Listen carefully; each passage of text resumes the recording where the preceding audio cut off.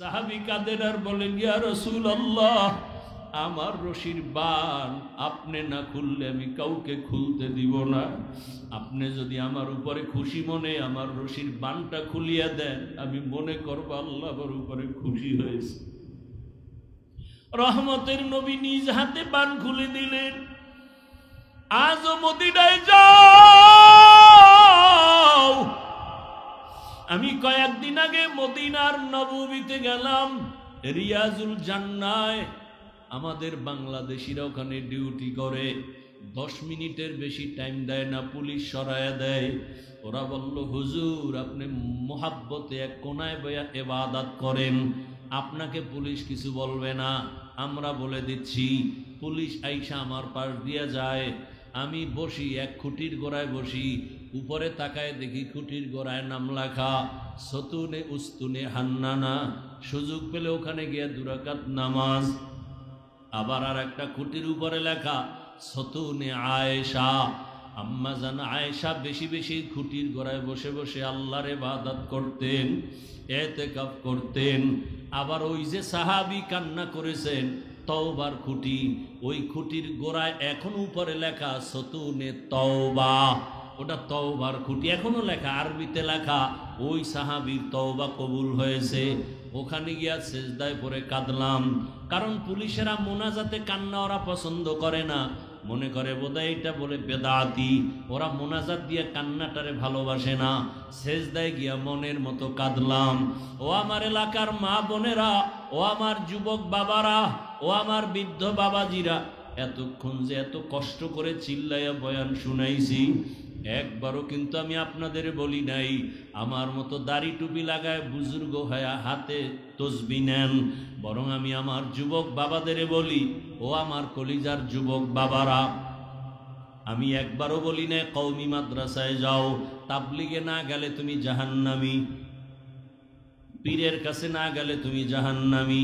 বরং আমি বলি, বাবা আমাদের লাইনে তুমি আসবা বাধ্য না, তোমাকে আমি আরো চাই তুমি স্কুলে কলেজে পড়ে ডাক্তার হও, ইঞ্জিনিয়ার হও, প্রফেসর হও, এসপি হও, ডিসি হও, ওসি হও, তুমি একজন এমপি মন্ত্রী, তুমি একজন চেয়ারম্যান হও, তুমি একজন ব্যবসায়ী চাকরিজীবী হও। তবে আমার বিদায় বেলা একটা দাবি, বেয়াদব হইও না রে বাবা। তুমি ডাক্তার হয়ে যদি বেয়াদব হও, তাসলিমা নাসরিনের মতো জুতা খেয়ে দেশ থেকে পালিয়ে যেতে হবে। মরণের পরও লাশটা জন্মভূমিতে আসবে না। ডাক্তার হও, বেয়াদব হইও না। ইঞ্জিনিয়ার হও, বেয়াদব হইও না। তুমি একজন জনপ্রতিনিধি হও, বেয়াদব হইও না। বলবা হাফিজ ভাই বেয়াদব হব না, কথার ব্যাখ্যা কি? ভালো করে শুনো রে বাবা, 3 জায়গায় বেয়াদবি করবা না। আল্লাহর কসম, যদি বেয়াদবি করো মরার আগে তোর ধ্বংস শুরু হয়ে যাবে। 1 নাম্বার জায়গা মা বাবা, 2য় জায়গা শিক্ষক, 3 নাম্বার জায়গা উলামায়ে কেরাম। এই 3 জায়গায় বেয়াদবি করলে, মা বাবায় যদি কষ্ট পায় নিঃশ্বাস ফেলেই দেয়, খোদার কসম মরার আগে ধ্বংস শুরু। যদি শিক্ষক তোমার ব্যবহারে কষ্ট পেয়ে নিঃশ্বাস ছাড়ে, ধ্বংস শুরু। আলেম ওলামা যদি তোমার ব্যবহারে কষ্ট পাইয়া নিঃশ্বাস ছেড়ে দেয়, খোদার কসম ধ্বংস মরার আগে শুরু। অনুরোধ করে বলছি, তোমার মতো কত যুবক আছে জেনারেল লাইনে পড়ে, জীবনে মাদ্রাসায় যায় নাই, অথচ স্কুলে পড়িয়াও নামাজ ছাড়ে না, কলেজে পড়িয়াও নামাজ ছাড়ে না। মিথ্যা বলছি? তোমার কপালে কারো বরদোয়া লাগছেনি, না হয় তুমি পারো না কেন? মা বাবার বরদোয়া লাগাইছনি, না হয় তুমি নামাজ পড়ো না কেন? তোমার মতো যুবক র্যাব আর্মি পুলিশ বিডিআরের চাকরি করে নামাজ পড়ে, বলো তুমি পারো না কেন? তোমার মতো যুবক ডাক্তার, প্রফেসর, ইঞ্জিনিয়ার, এমপি মন্ত্রী অভাব নাই, ব্যবসায়ী চাকরিজীবী, এসপি ডিসি 5 ওয়াক্ত নামাজ পড়ে নাই? তোমার মতো যুবক রাস্তায় গাড়ি চালায়, নামাজ বাদ দেয় না, বলো তুমি কেন পারো না? তোমার মতো যুবক নদীর মধ্যে মাছ ধরে, নামাজ ছাড়ে না। তোমার মতো যুবক কৃষি কাজ করে, শ্রমিকের কাজ করে, নামাজ বাদ দেয় না, বলো তুমি কেন পারো না? তুমি কি মনে মনে ভাবছো হুজুরেরা মিথ্যা কয়? মনে মনে ভাবছো কোরআন মিথ্যা? একটা প্রমাণ দে, এখন দাড়ি কেটে ফেলবো, দুনিয়ার সব কোরআন জ্বালায় দিব, যদি একটা ভুল বের করে দিতে পারো। পারবা? পারবা না, বরং তোমার বড়রাও অপচেষ্টা করে পারে নাই। অতএব তোমার হাতে পায়ে বিনয়ের সাথে অনুরোধ করে ধরে বলি, আর নামাজ ছাড়িও না। জীবনে মনের ঝাল মিটে এত গুনাহ কম করো নাই। মনে শখ লাগছে নামাজ পড়বা না, পড়ো নাই। মনে শখ আসছে দাড়ি কাটবা, কেটেছো। মনে শখ লাগছে পার্কে যাবা, দৌড়ায় গেছো। মনে শখ লাগছে সারা রাত মোবাইলে গুনাহ করবা, করেছো। এখনো কি তওবা করবা না? وبعد فأعوذ بالله من الشيطان الرجيم. بسم الله الرحمن الرحيم.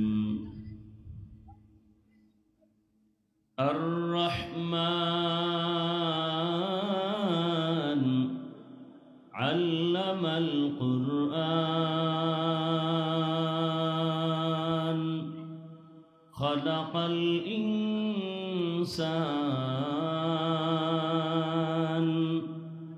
علمه البيان.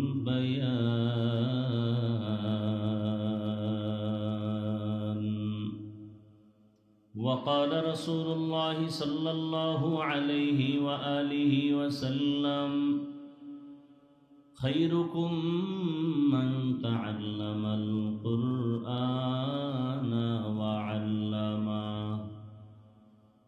صدق الله مولانا العظيم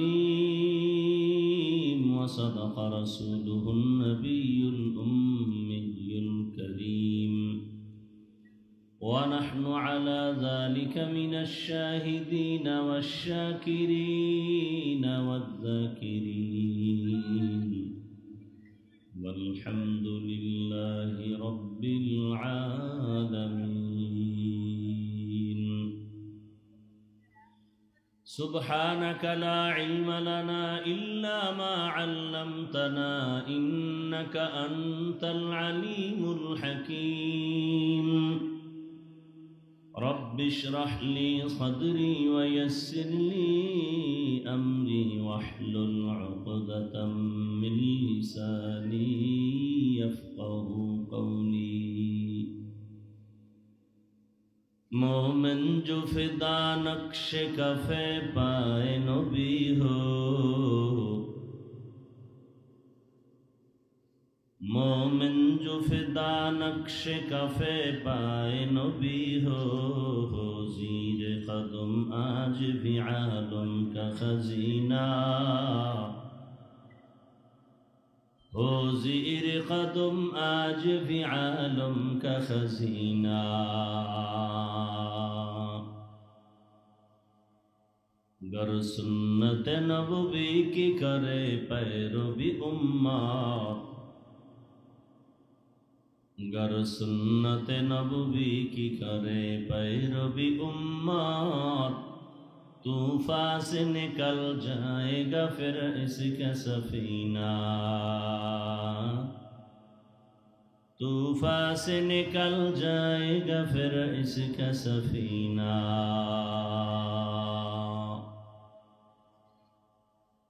عاشق ہو برادر شہنشاہ دو عالم،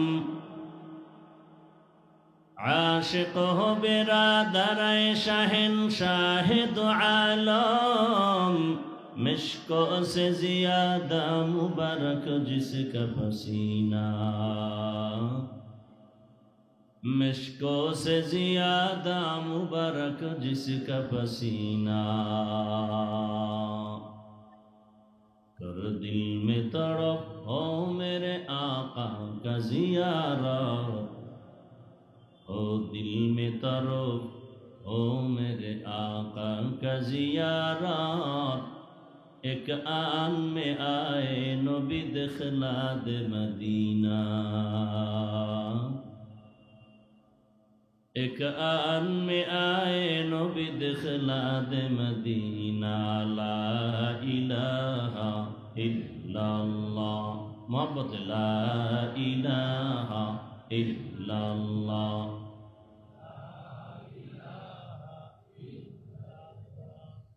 لا الہ الا اللہ، لا الہ الا اللہ، লা ইলাহা ইল্লাল্লাহ লা ইলাহা ইল্লাল্লাহ লা ইলাহা ইল্লাল্লাহ লা ইলাহা ইল্লাল্লাহ লা ইলাহা ইল্লাল্লাহ লা ইলাহা ইল্লাল্লাহ লা ইলাহা ইল্লাল্লাহ লা ইলাহা ইল্লাল্লাহ মুহাম্মাদুর রাসূলুল্লাহ।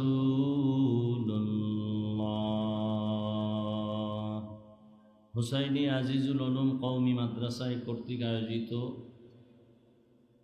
বার্ষিক ওয়াজ মাহফিল 25 অক্টোবর 2025।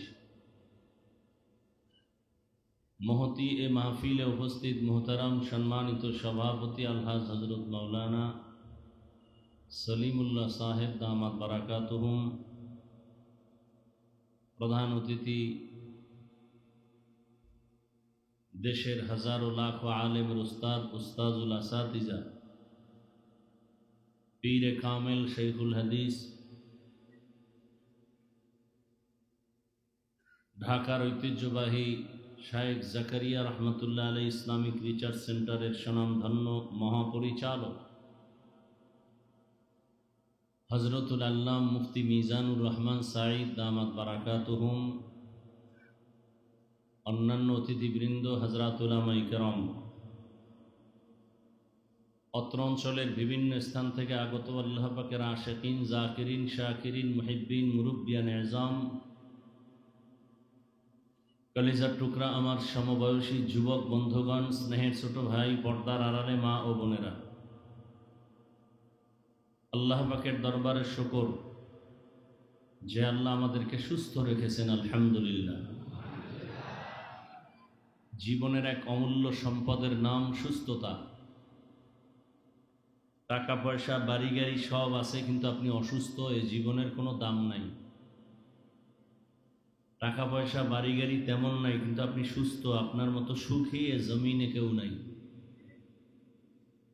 আল্লাহ আমাদের সুস্থতাকে দায়েমান কবুল করেন।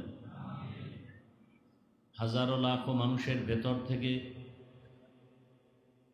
দয়াময় আল্লাহ বাছাই করে আমাদেরকে এই পৃথিবীর শ্রেষ্ঠ মজলিস, উলামায়ে আহলে হকের মজলিস, গুনাহ মাফের মজলিস, তওবা কবুলের মজলিসে হাজির হওয়ার তৌফিক দান করেছেন। আর একবার মোহাব্বতে শুকর আদায় করি, আলহামদুলিল্লাহ।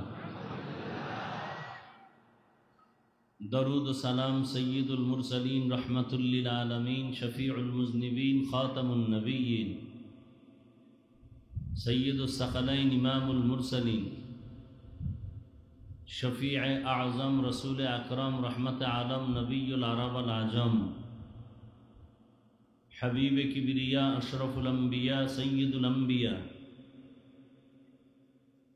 शफीअ महशर, साक़ी कौसर, आक़ा नामदार, मदीना का ताजदार,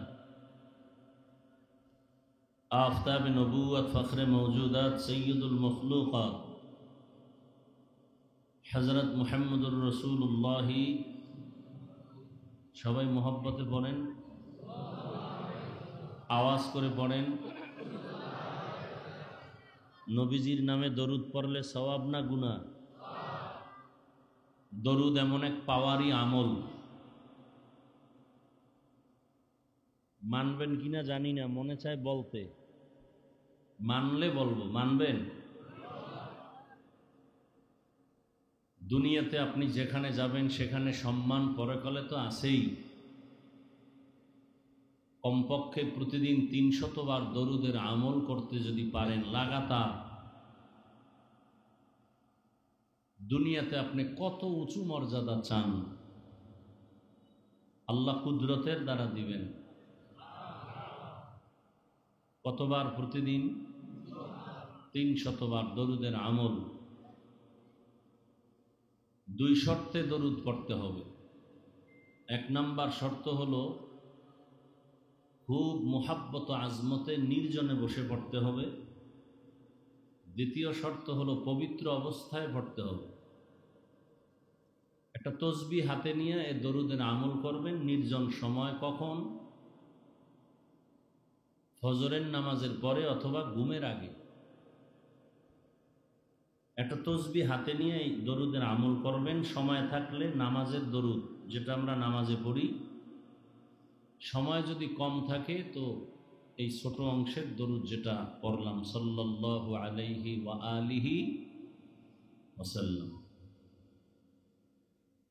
যদি এ লাগাতারে আমল চালু রাখেন এবং এই দরুদ পড়ে অজু অবস্থায় ঘুমিয়ে পড়বেন,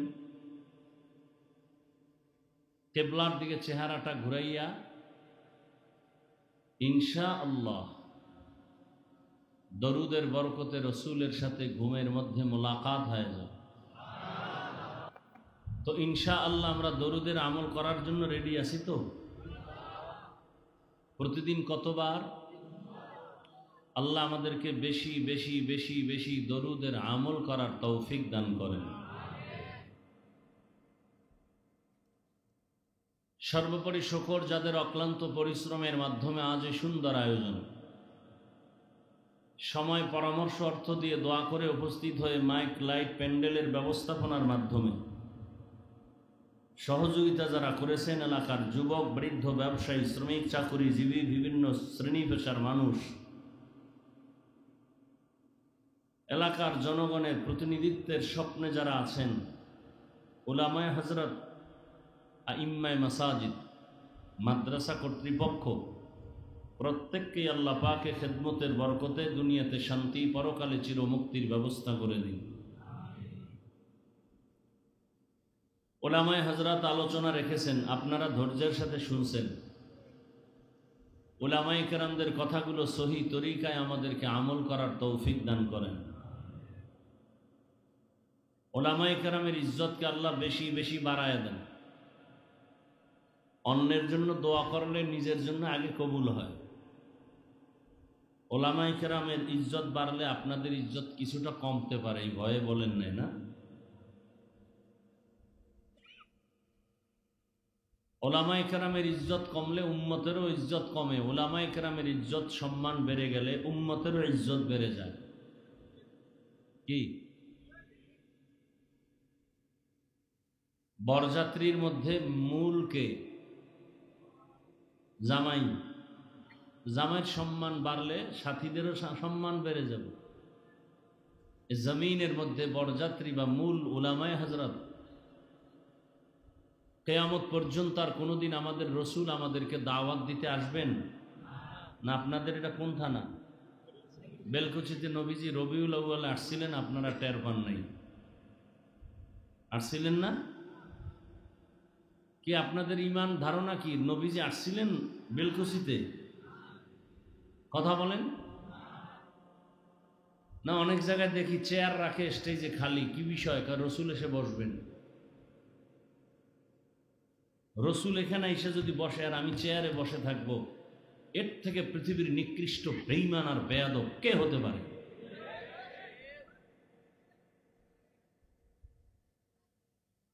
আল্লাহ আমাদের হেদায়াতের দৌলত দান করেন। তা আমাদের বিশুদ্ধ আকিদা, রসুল আর কিয়ামতের আগে আমাদেরকে বয়ান দিতে আসবেন না। সাহাবায়ে কেরাম আসবেন, আইম্মায়ে কেরাম আসবেন, বড় বড় আউলিয়া কেরাম যারা চলে গেছেন তারাও আর আসবেন কিয়ামত পর্যন্ত। কথাটা মনে রাখবেন, প্রয়োজনে লিখে রাখবেন। মোবাইল না, মোবাইল একটা অদৃশ্য মরণস্ত্রের নাম। মোবাইল একটা অদৃশ্য মরণস্ত্র, আপনাকে ধ্বংস করে ফেলতেছে, আপনার খবর নাই। কথাগুলো লিখে রাখেন। আর আপনাদের জানা মতো কোনো বুজুর্গরে এই কথাগুলো শুনাইয়েন যে কুয়াকাটার হাফিজ বলে গেছে, মোবাইল নিয়ে বয়ান শুনলে কলবের দরজা বন্ধ, সব বয়ান মোবাইলে ঢুকে, কলবে ঢুকে না। ওর কপাল খারাপ। কপাল কি খারাপ? কপাল খারাপ। বলার দায়িত্ব আমার, মানার দায়িত্ব আপনার। আপনার এখন না মানলে আমার কিছু আসে যায়? আর আমি কি? আমি তো মানুষ না, আমি তো অমানুষ। মানুষ গড়ার কারিগর আমার রসুল, যাকে দেখলে জাহান্নামের আগুন হারাম, তার বয়ান শুনে আবু জাহিল্লা কালেমা পড়ে না, তা আমি কে? যেই রসুলের চেহারা দেখলে ক্ষুধা থাকে না, সেই রসুলের বয়ান শুনলো 13 বছর, কালেমা পড়ল না, কত বড় নিকৃষ্ট বেঈমান! এর নাম কফাল, এর নাম। খোদায় ধাক্কা দিয়ে নিয়ে আসছেন কিন্তু প্যান্ডেলে ঢুকতে পারে নাই, কফাল। প্যান্ডেলে ঢুকছেন ঠিক কিন্তু কলবের দরজা খুলতে পারে নাই, মোবাইল নিয়ে ব্যস্ত, যেই মোবাইলটা চেক করলে শুধু নাপাক আর নাপাক, সেই মোবাইল নিয়ে ব্যস্ত। আপনি আমাকে যুক্তি দিয়ে বুঝাইবেন আপনার থেকে আমি কম চালাক? আপনি কি যুক্তি দিবেন? রেকর্ড করেন। আপনার কাজটা নিখুঁতভাবে মিডিয়াওয়ালারা করতেছে, আপনারটা কাম না, আপনারটা আকাম। প্রয়োজন হলে ফজরের পরে ওদের থেকে নিয়ে নিবেন ডাউনলোড করে। আপনার রেকর্ড সুন্দর হবে না, ছবি সুন্দর হবে না। দ্বিতীয় ছবি তোলা তো এমনিই হারাম, 1000 কোটিবার কবিরা গুনাহ হারাম, সরকারের প্রয়োজন ছাড়া, শরীয়তের প্রয়োজন ছাড়া। আল্লাহ বুঝার তৌফিক দান করেন। কেউরে বলেন কেন? কাউকে বলবেন না, হেদায়েতের মালিক আল্লাহ। আপনি হেদায়েত কি দিবেন? আমি বলতেছি এতটুকুই, আমারটা মানবে না ঠিক, কিন্তু বিরোধিতাও এই মুহূর্তে করবে না, মাইর খাইব। বাকি আমি বলতে পারতেছি, এটাই একটা বড় নেয়ামত। আর সবাই যে মানবে, বললাম না রসুলের কথায় আবু জাহাল কালেমা পড়ে না, আমি কে? আমি তো মাওলানা ঠিক, কিন্তু মানুষ না। আল্লাহ শকর, আজকে মানুষকে এটার বয়ান হবে। আর রহমান সূরা পড়ছি না? হ্যাঁ, আজকে আসল মানুষকে তার বয়ান হবে। আমি শুরুতে বললাম আমি মাওলানা হয়েছি, বক্তা হয়েছি, মানুষ হতে পারিনি। আজকে শুনে যাবেন মানুষকে, ভালো করে শুনে যাবেন। মাওলানা হওয়া খুব সহজ, বক্তা হওয়া সহজ, ডাক্তার হওয়া সহজ, ইঞ্জিনিয়ার হওয়া সহজ, প্রফেসর হওয়া সহজ, মুফতি মুহাদ্দিস হওয়া সহজ, মানুষ হওয়া বড় কঠিন। শুনে যাবেন আজকে মানুষ কাকে বলে। আল্লাহ হেদায়েত দান করুন। এই একটা লোক ডিস্টার্ব করার কারণে আমার এতগুলো কথা বলতে হলো।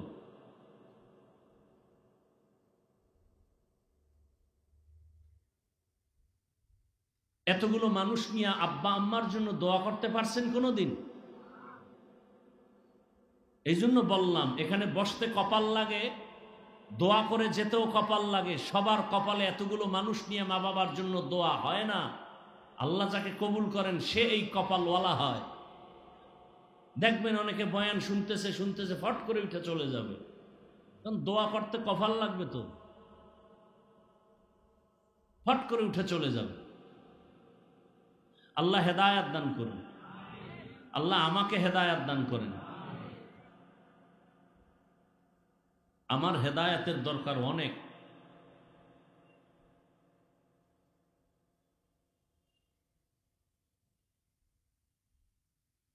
ওলামায়ে কেরামের ইজ্জত বাড়লে উম্মতের ইজ্জত বাড়বে। আর নবী সাহাবা কেউ আসবেন না কিয়ামত পর্যন্ত। কথাগুলো ভালো করে লিখে রাখবেন, ডায়েরিতে লিখে রাখবেন, না হয় ব্যানার করে ঘরের দরজায় টানাবেন। কিয়ামত পর্যন্ত সংসারের শান্তি, পরিবারের শান্তি, সন্তানের শান্তি, দোকানের শান্তি, ব্যবসার শান্তি, চাকুরির জগতের শান্তি, ঘরে বাহিরে উভয় শান্তি এবং পরকালের জান্নাতের একমাত্র ঠিকানার নাম ইসলাম। ঠিকানা দেখাবেন একমাত্র, শুধুমাত্র, কেবলমাত্র উলামায়ে কেরাম। কথাগুলো আপনার কাছে হালকা মনে হতে পারে, কথাগুলো ওজন কত? 7 আসমানের ওজন যত, তার থেকে বেশি। কিয়ামত পর্যন্ত এই জাতিকে শান্তির পথ দেখাবে একমাত্র উলামায়ে কেরাম, কোরআন সুন্নাহ ইসলামের ব্যানারে। আর কেউ পথ দেখাবে না, সব চান্দাবাজ আর ধান্দাবাজ। নিঃস্বার্থভাবে মানুষকে শান্তির পথ দেখাবে উলামায়ে কেরাম। কোনো স্বার্থ নাই, কোনো স্বার্থ। 2 মিনিটে 2টা উদাহরণ দেব। ভুলে যাবেন না মহামারী করোনার গজব। শিক্ষিত দুই কুলাঙ্গার সন্তান, বাবার করোনা, কাছে যায় না, মরার ভয়ে ট্রিপল মাস্ক লাগাইছে। ইতিহাস মানুষকে বেঈমানি করে না? বাবা এক পর্যায়ে মরেই গেল। এলাকার গরিব কয়েকটা ছেলেকে ডেকে বলল, টাকা দিব, বাবার লাশটা রাস্তায় ফেলে দিয়ে আস। রাস্তায় ফেলে দিল। কুলাঙ্গার শিক্ষিত দুই সন্তান জানালা দরওয়াজা লক করে দিল, তাকাইল না বাবার লাশ কুকুর খেলো না জানাজা হলো। ইতিহাস ভুলে যাবেন না। সেই সময় আমার দেশের শত শত করোনার লাশ, আমার দেশের কিছু পুলিশ ভাই, সিংহবাগ উলামায়ে কেরাম টুপিওয়ালারা এই শত শত লাশ নিঃস্বার্থভাবে কাঁধে নিয়েছেন, গোসল করিয়েছেন, কাফন পরিয়েছেন, জানাজা পড়িয়ে কবরে রেখেছেন। একজন হুজুরেও করোনায় মরে নাই। বিনিময়ে কি দিছেন হুজুরদের? গালি আর ফেসবুকে বিরোধিতা। আল্লাহ হেদায়াত দান করুন। এবার আপনাদের থেকে একটু আমি প্রশ্ন করে জিজ্ঞাসা করে জবাবটা দিব। বলেন তো, সরকারি চাকরি যারা করেন, বেসরকারি চাকরি করেন, জানা থাকলে খুব দ্রুত জবাব দিবেন, না জানলে চুপ থাকবেন। আমি বলবো, সরকারি বেসরকারি চাকরি যারা করেন তাদের প্রতিদিনের ডিউটি কত ঘন্টা? যারা জানেন বলেন। নিম্নে বেতন কত? নিম্নে বুঝেন নাই? সরকারের চাকরি করে, বেসরকারের চাকরি করে, 8 ঘন্টা ডিউটি, নিম্নে বেতন কত? 60,000।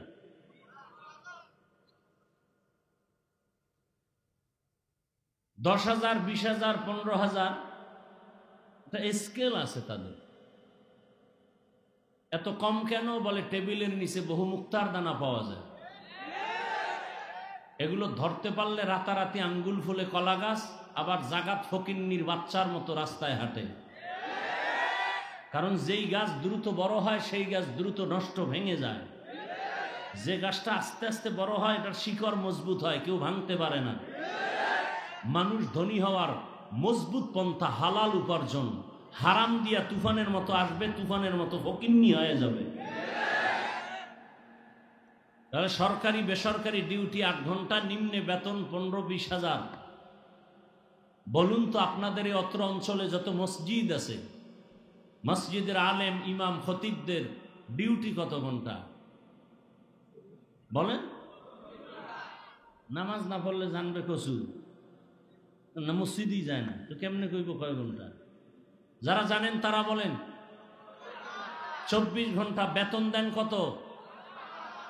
সত্যটা বলেন। 15,000। মাসেরটা মাসে দেন? হ্যাঁ। কুত্তা শুকরকে আল্লাহ বিবেক দেন নাই ভালো মন্দ যাচাই করার, আল্লাহ মানুষকে দিছেন। আল্লাহর দেয়া বিবেক দিয়ে একটু চিন্তা করেন তো, পৃথিবীতে এর থেকে জুলুম আর কি থাকতে পারে? তাও কি স্বাধীন ইমামের চাকরি মানে রিমান্ড। জহুরের নামাজে নাই, রিক্সা ড্রাইভার কা হুজুর গেছিলেন কই? ইমাম সাহেব বলে, কে তুমি? বলে, আমি রিক্সা চালাই। পাওয়ার কেন? বলে, 5 টাকা বেতন দেই। এরকম বেয়াদব আছে না নাই? এত জুলুম করার পরেও কি ইমাম সাহেব বা খতিব সাহেব জুমায় বলছেন যে আমার বেতন না বাড়াইলে আসর থেকে সূরাগুলো উল্টা পড়া হবে? বলছেন? কমিটির কারো সাথে খারাপ আচরণ করছেন? করেননি। বরদোয়া করছেন? মোনাজাতটা দিয়েই আল্লাহ এলাকার সবাইরে মাফ করো, কবরওয়ালাদের মাফ করো, ব্যবসায় বরকত দাও, চাকরিজীবীর চাকরিতে বরকত দাও, অসুস্থ রোগীরে সুস্থ বানাও। বাস্তব। এরপরও যারা বলে হুজুর খারাপ, আমি বলি তোর 14 পুরুষের রক্ত খারাপ। আল্লাহ হেদায়াত দান করুন, আল্লাহ হেদায়াত দান করুন। এজন্য বলেছি, পৃথিবীতে উলামায়ে কেরাম এই জাতিকে নিঃস্বার্থভাবে যা দিয়েছে আর কেউ দেয়নি। এ জাতির চূড়ান্ত নিঃস্বার্থ বন্ধু ওলামায়ে কেরাম। আল্লাহ বুঝার তৌফিক দান করেন।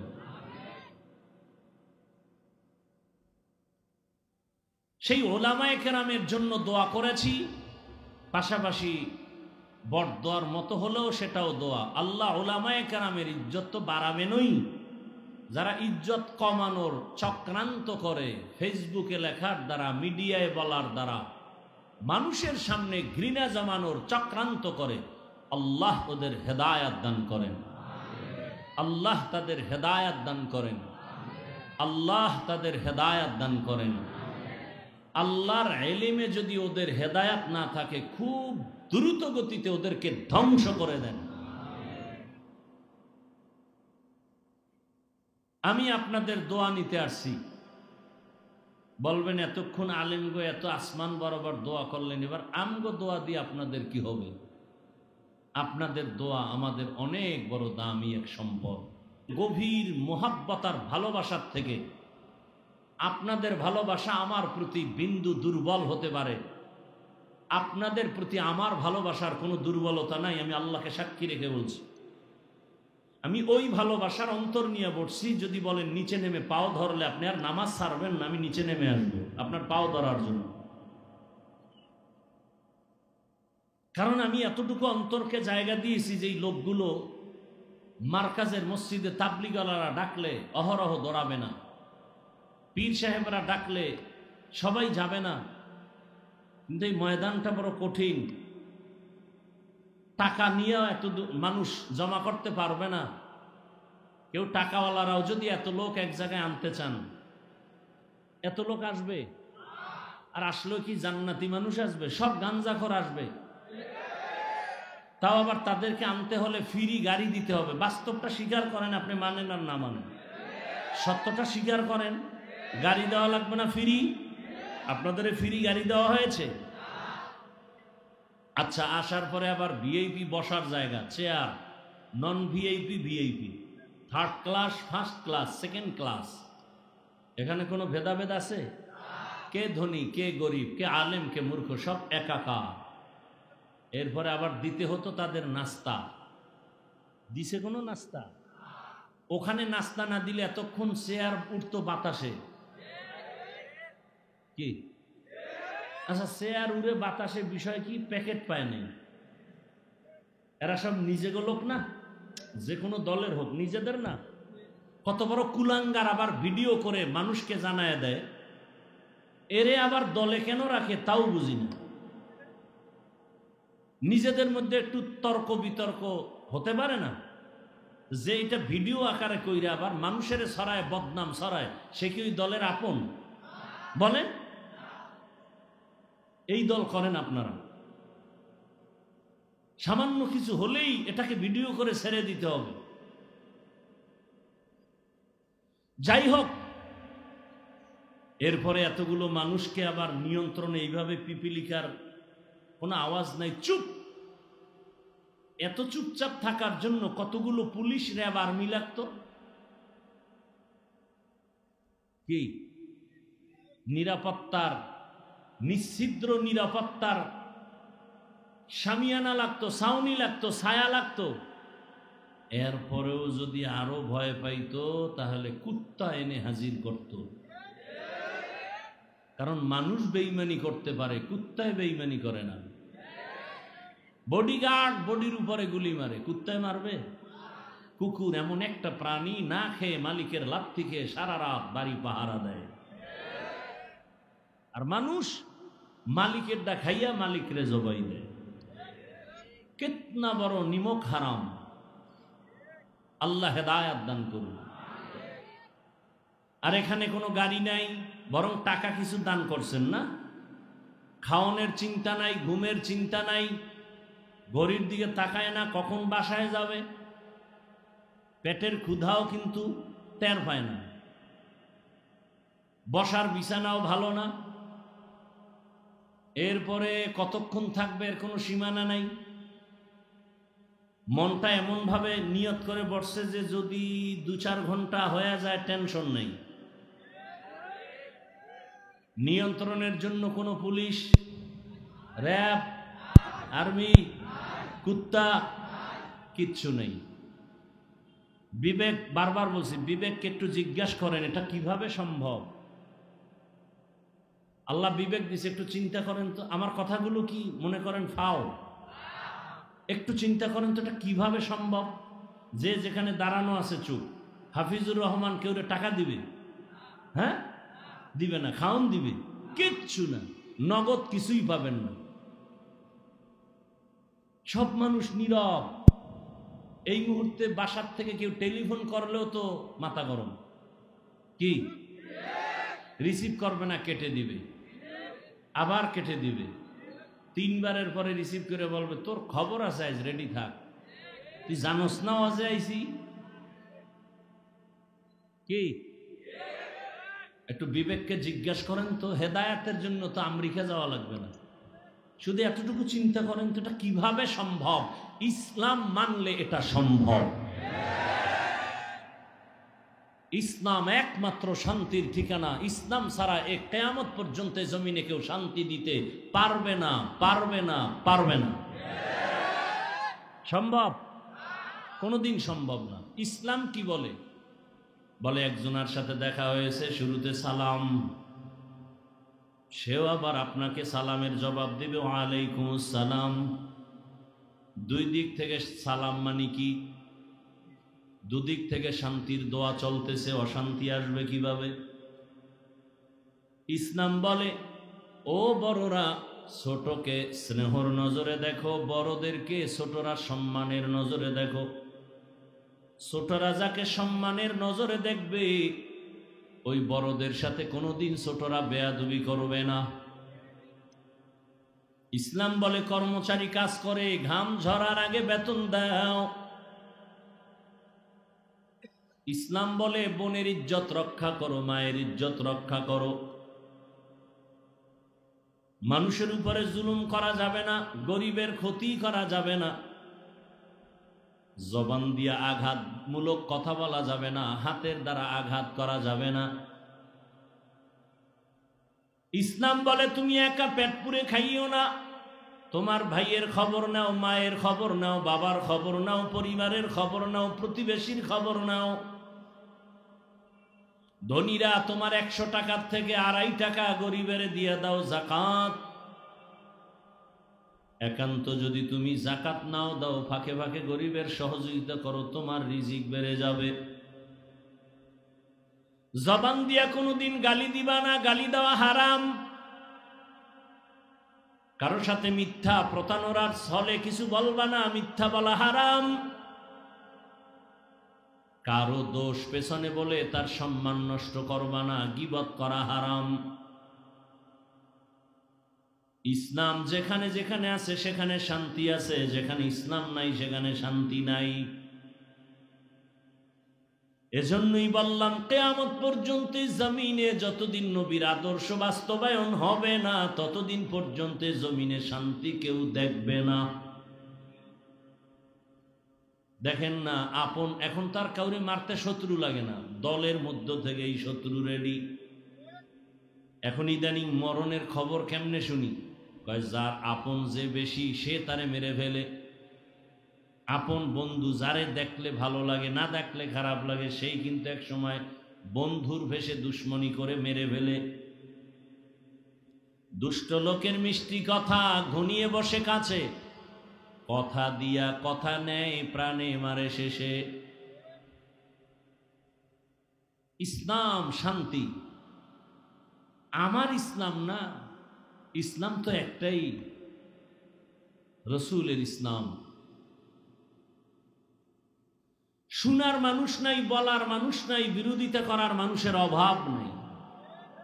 আল্লাহ হেদায়েত দান করুন। আমি যে আয়াত ও হাদিস পড়েছি তরজমাটা বলি, এরপরে কিছু ব্যাখ্যা। আর রহমান, রহমান হলেন তিনি আল্লামাল কোরআন, কোরআন শিক্ষা দিলেন যিনি। খলাকাল ইনসান, রহমান হলেন তিনি মানুষ সৃষ্টি করলেন যিনি। আল্লামাহুল বায়ান, রহমান হলেন তিনি বয়ান শিক্ষা দিলেন যিনি। হাদিসে পাকে রহমতের নবী বলেন, খায়রুকুম মান তাআল্লামাল কুরআনা ওয়া আল্লামাহ। জমিনে তাদের থেকে দামি কেউ নাই যারা কোরআন নিজেও শিখে অন্যদেরও শিক্ষা প্রদান করে। ডাইরেক্ট কোরআন শিখানো একটা, এটাও যেমন শ্রেষ্ঠ, আর একটা শিক্ষা হলো কোরআন বুঝার জন্য, ব্যাখ্যা শিখার জন্য আরো অনেক ইলম শিখি আমরা, এটাও শ্রেষ্ঠ মজলিসের অন্তর্ভুক্ত। ইভেন এই যে আমরা এখানে বসছি, এখানেও কোরআন হাদিসের শিক্ষা দেওয়া হচ্ছে, ক্লাস করানো হচ্ছে, এটাও ওই শ্রেষ্ঠ মজলিসের অন্তর্ভুক্ত। এজন্যই তো নবী বলেন, এখানে বসা মাত্র জীবনের সকলের সবার সব গুনাহ মাফ। শুধু কি তাই, যতক্ষণে প্যান্ডেল মজলিস ভরা, অনবরত এখানে আল্লাহর রহমত অবতীর্ণ হতে থাকবে। রহমতের নবী বলেন, ঘর থেকে যখন আপনারা বের হয়েছেন, প্রত্যেকের সাথে 70,000 ফেরেশতার একটা কাফেলা আল্লাহ দিয়ে দিয়েছেন। ওই ফেরেশতারা প্রত্যেকের সাথে আছে, আপনার মাগফিরাতের দোয়া করতেছেন। এখানে বসে ইসলামের একটা মাসআলা শিখবেন, 100 রাকাত নফল নামাজের সওয়াব পেয়ে যাবেন। অনেকগুলো ইসলামের বিধিবিধান মাসআলা শিখতে পারলে 1000 রাকাত নফল নামাজের সওয়াব পেয়ে যাবেন। আতিনা ফি দারে দুনিয়া না হাসান, আতিনা ফি দারে উকবা না হাসান, ইয়া গিয়াসাল মুস্তাগীসিন ইহদিনা লিফতিখারা বিল উলুমে ওয়াল গিনা। হর গড়ি দে নেকো তু তৈয়ার है, जो न मांगे उससे तू बेजार है।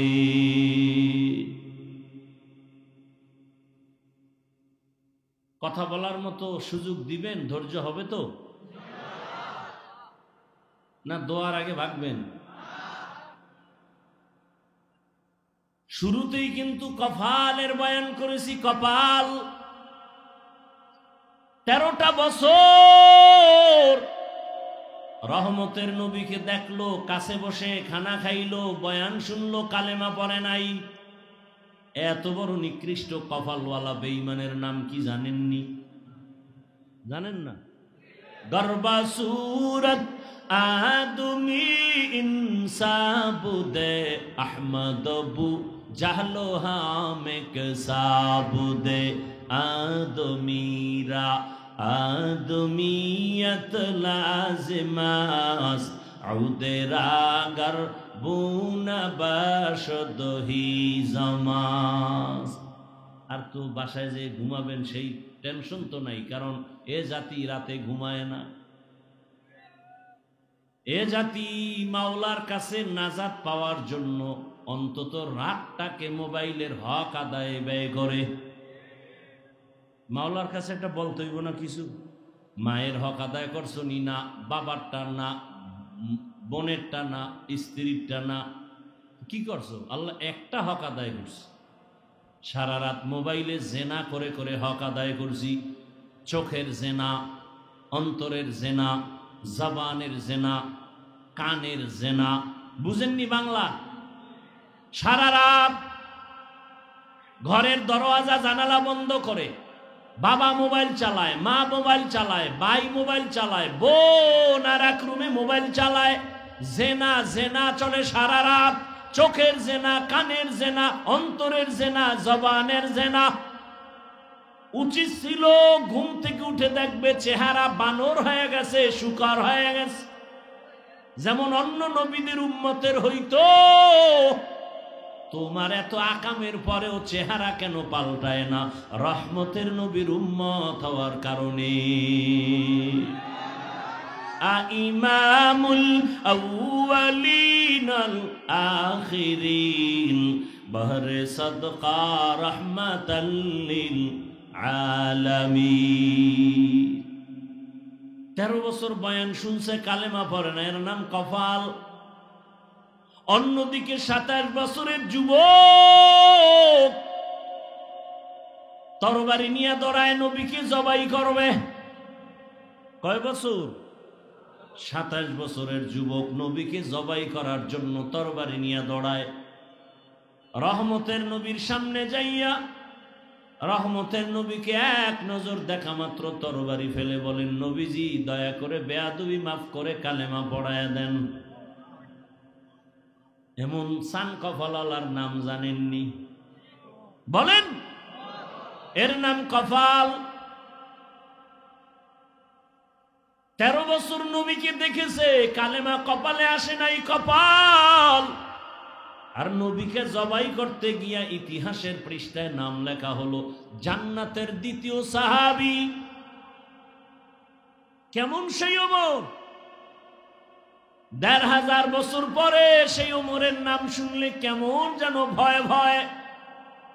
ওমর যেই রাস্তায় চলে, শয়তান ওই রাস্তায় চলে না। কেমন পাওয়ার আল্লাহ তাকে দান করেছেন। ও যুবক, ঘুমের মধ্যে এখনো যদি ঘুমের সময় শাহাদাত আঙ্গুল নিয়া বুকের উপরে লেখো ওমর আইন মিম রা, ওমরের নাম লেখা ঘুমাও, ভালো স্বপ্ন দেখবি, খারাপ কিছু স্বপ্নে দেখবি না। ওমরের এখনো শয়তান বড় ভয় পায়। শুধু ওমরের ইতিহাস বললে রাত পার হয়ে যাবে। কেমন চান কপালওয়ালা? ওই যে শুরুতেই বলছি, কপাল বাড়ির থেকে ওয়াজের নামে আসছে, প্যান্ডেলে ঢুকতে পারে না, কপাল। একদল প্যান্ডেলে ঢুকছে, বয়ান শুনতে পারে না, মোবাইল দিয়া কলবের দরজা বন্ধ, কপাল। আর একদল বয়ান শুনবে শুনবে শুনবে শুনবে, হঠাৎ করে উঠা দৌড় দিবে, মোনাজাত নাই, কপাল। আর একদল ওমরের মেজাজ নিয়ে বসবে আর বলবে, হে মালিক, জীবনে তো গুনাহ কম করি নাই, আজকে ময়দানে তুমি নিয়ে আসছো, দোয়া না কইরা তওবা না কইরা আর বাড়ি যাব না। এমন কান্না দিয়া বাড়ি যাবেন, ফজরে মসজিদে হাজির হয়ে যাবে। জিন্দেগি মে বন্দগি তু করনা হে,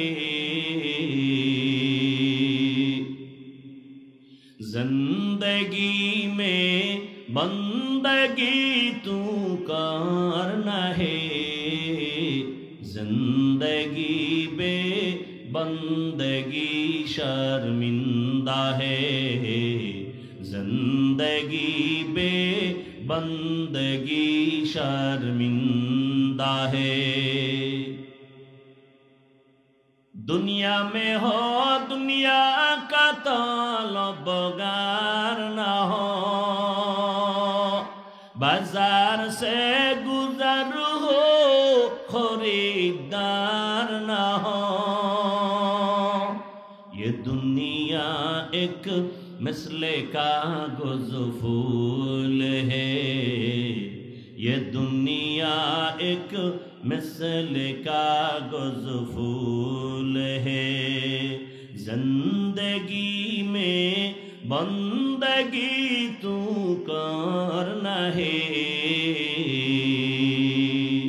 जिंदगी में बंदगी तू करना है, जिंदगी बे बंदगी शर्मिंदा है, जिंदगी बे बंदगी शर्मिंदा है। जिंदगी में बंदगी कुन बंदगी, बंदगी बे जिंदगी शर्मिंदगी। भाईरा आमार, যে আয়াত আমি পড়েছি আপনারা জানেন, আর রহমান আল্লামাল কুরআন খালাকাল ইনসান আল্লামাহুল বায়ান। আয়াতের তরজমা শেষ, ব্যাখ্যায় ঢোকার আগে সামান্য একটু সময় নিচ্ছি, ভূমিকায় দু চারটি কথা শুনেন। জমিনে আল্লাহ মানুষ বানাইয়া, আল্লাহ মানুষকে বানাবার আগেই শ্রেষ্ঠ মর্যাদা দিয়েছেন, সিদ্ধান্ত ফাইনাল। জমিনে আল্লাহ পাঠাবার আগে এই মানুষের শ্রেষ্ঠত্ব ধরে রাখার জন্য আল্লাহ ব্যবস্থা দিয়েছেন দুইটা। এক ব্যবস্থার নাম রিজালুল্লাহ, আর এক ব্যবস্থার নাম কিতাবুল্লাহ। ব্যক্তি আর কিতাব, এই দুইটা ব্যবস্থা যারা গ্রহণ করে ধরে রেখে চলবে তারা দুনিয়ায় বাদশা, পরকালেও বাদশা। ব্যক্তিও মানতে হবে, কিতাবও মানতে হবে। ব্যক্তিদের মধ্যে শ্রেষ্ঠ ব্যক্তি রহমাতুল লিল আলামিন। আল্লাহর দেওয়ার যত কিতাব আছে শ্রেষ্ঠ কিতাব হলো কুরআনুল কারীম। রহমতের নবী জমিনে আসছেন, আল্লাহ শ্রেষ্ঠ ব্যক্তি পাঠাইছেন, কিন্তু শ্রেষ্ঠ কিতাব এখনো দেন নাই। দীর্ঘ 40টা বছর রহমতের নবীর জীবনের বয়স অতিবাহিত হওয়ার পর আল্লাহ তাআলা শ্রেষ্ঠ কিতাব নাজিলের সূচনা করলেন। ইকরা বিসমি রাব্বিকাল্লাযী খালাক, খালাকাল ইনসানা মিন আলাক, ইকরা ওয়া রাব্বুকাল আকরাম, আল্লাযী আল্লামা বিল কলম, আল্লামাল ইনসানা মা লাম ইয়ালাম। মাত্র 5 আয়াত নিয়ে জিবরাইল আসছে, প্রথম কোরআনের সূচনা। তাও নবীর 40 বছরের পর প্রশ্ন প্রত্যেকটা পয়েন্টে। আল্লাহ তাআলা আমার নবীকে মক্কা নগরীতে পাঠাইলেন, যেই মক্কার মানুষ ছিল চরিত্রহীন, লম্পট। এত বড় খারাপ জায়গায় আল্লাহর পেয়ারা নবী, সৃষ্টির শ্রেষ্ঠ রহমতের নবীকে এত নাপাক মানুষের সমাজে পাঠালেন কেন? প্রশ্ন। বাইতুল্লাহর মতো এমন একটা ঘর, যে ঘরের দিয়ে তাকাইয়া থাকলেই সওয়াব সওয়াব সওয়াব। আপনাদের বেলকুচি থানার মধ্যে সুন্দর মসজিদ আছে না নাই? তাকায় থাকলে কোনো সওয়াবের গ্যারান্টি আছে? বাইতুল্লাহ এমন একটা ঘর, ইন্না আউয়ালা বাইতিন উযিআ লিন-নাস লাল্লাযী বিবাক্কাতা মুবারাকান ওয়া হুদা, মুবারাকান ওয়া হুদাল লিল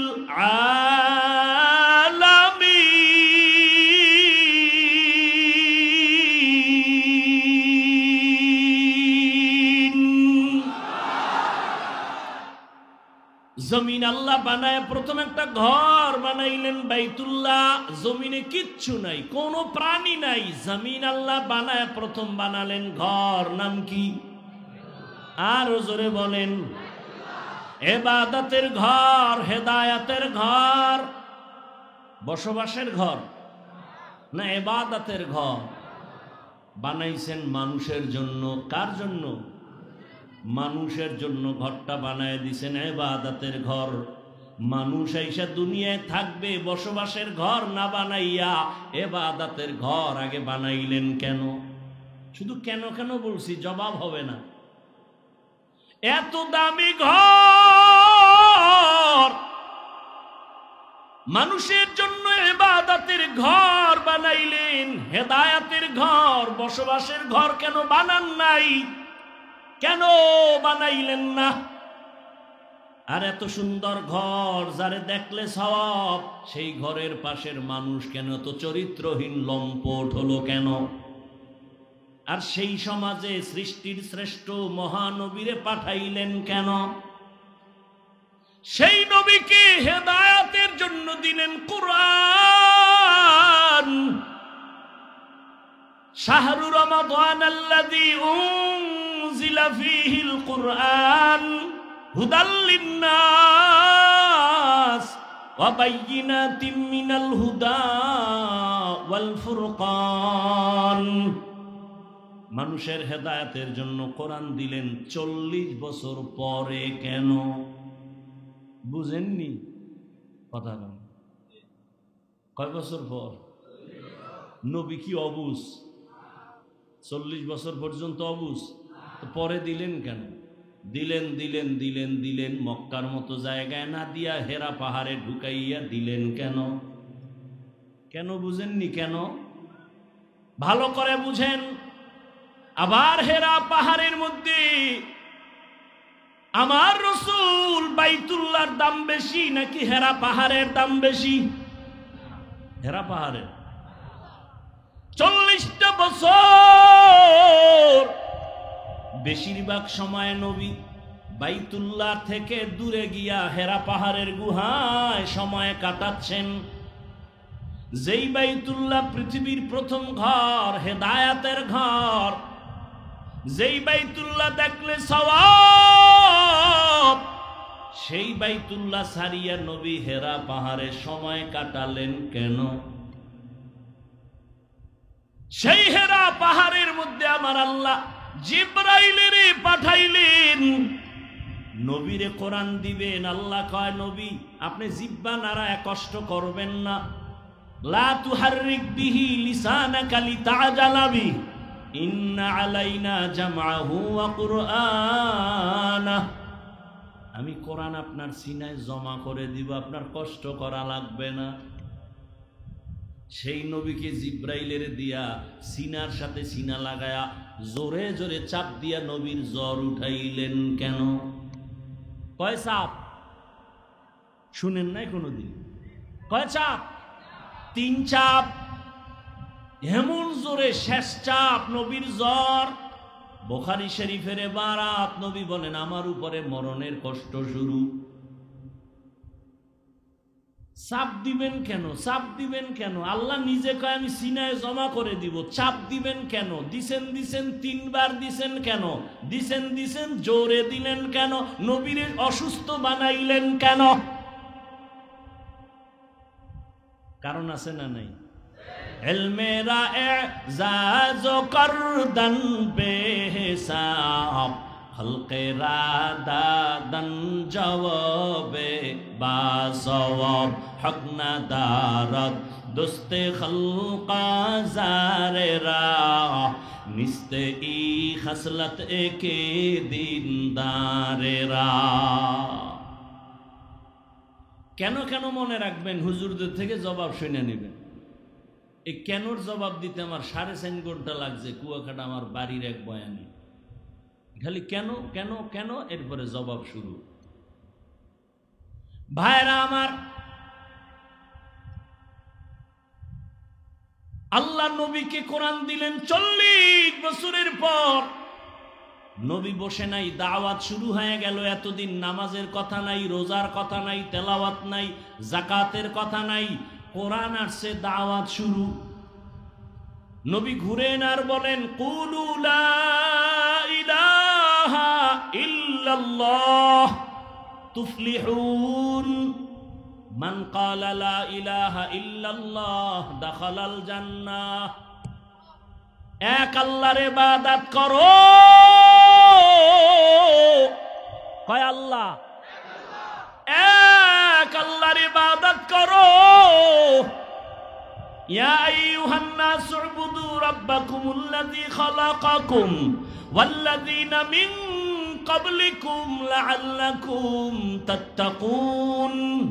ওগো নবীর উম্মতেরা,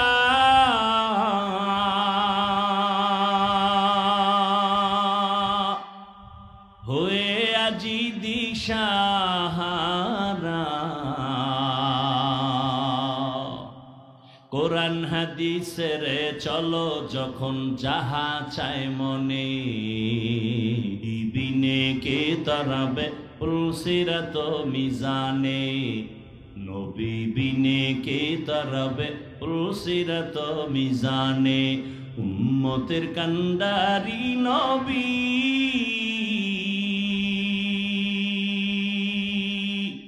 কাঁদেছেন উম্মতের লাগি। এখনো কাঁদেন নবীজি শুয়ে মদিনার পানে, নবী বিনে কে তারাবে পুলসিরাত মিজানে, নবী বিনে কে তারাবে পুলসিরাত মিজানে। বাসায় গিয়ে ঘুমাবেন এখন? এত ফাড়াফাড়ি করেন কেন? এখানতে বেরোইলেই গুনাহ শুরু, এখান থেকে বের হলেই। আজকে ফজর পড়ে নাই, আশিকে রসুল, টাটকা আশিকে রসুল বয়ে রয়েছে। ফজর পড়ে নাই, জোহর পড়ে নাই, আসর পড়ে নাই, মাগরিব পড়ে নাই, আজকে ফজর পড়বে কিনা তারও কোনো খবর। সব তাজা আশিকে রসুল। অথচ রহমতের নবী বলেন বেঈমান আর মুমিনের মাঝখানে প্রাচীরের নাম নামাজ। বেঈমানেরা নামাজ পড়ে না, মুমিনেরা নামাজ ছাড়ে না।